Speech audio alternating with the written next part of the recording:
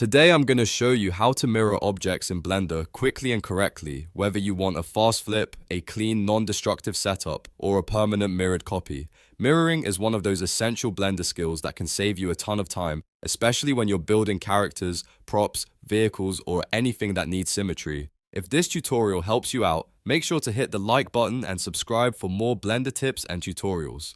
Let's jump in. First, select the object you want to mirror. This could be a mesh, a model part, or anything currently in your scene. If you just want a quick mirrored flip, you can use the shortcut Ctrl+M, then press the axis letter, like X, Y, or Z. This gives you an instant destructive mirror, which is useful when you want a fast orientation change and don't need a live editable setup.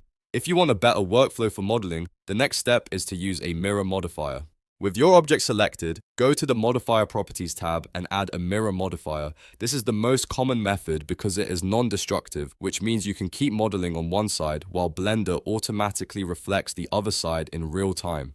Now choose the axis you want to mirror on. In the modifier settings, turn on X, Y, or Z depending on the direction you need. This controls how the reflection is applied relative to the object's origin point. So if the mirror seems to happen in the wrong direction, the axis setting is usually the first thing to check.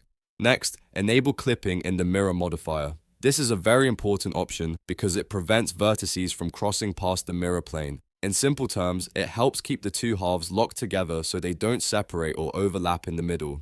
If you are modeling something like a face, weapon, or car body, clipping can make your workflow much cleaner and easier. If you need the mirror to happen somewhere other than the object's center, use a mirror object. A common choice is an empty. Just place the empty where you want the mirror plane to be, then use the eyedropper in the modifier to assign it as the mirror object. This is especially helpful when you want to mirror across a custom world position instead of the model's own pivot point. If your original mesh crosses the center line, try turning on Bisect. This tells Blender to cut away the side that would interfere with the mirrored result. It is a great option when parts of the mesh extend across the middle and you want Blender to clean that up automatically. Another important detail is the object origin. The mirror modifier uses the object's orange dot as the pivot point, so if the mirror looks offset or leaves a gap, adjust the origin in object mode.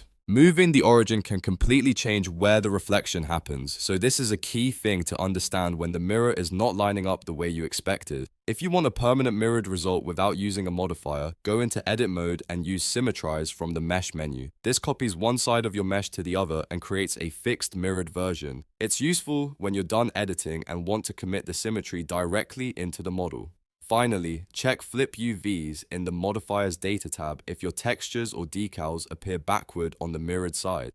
This helps keep your UVs and surface details oriented correctly, which is especially important for text, logos, and directional textures, and that's the full Blender mirroring workflow. Whether you're using Ctrl+M for a quick flip, the mirror modifier for non-destructive modeling, or Symmetrize for a permanent result, you now have all the main ways to mirror objects in Blender. If this video helped, please like the video, subscribe to the channel, and leave a comment if you want more Blender beginner tutorials. Thanks for watching, and I'll see you in the next one.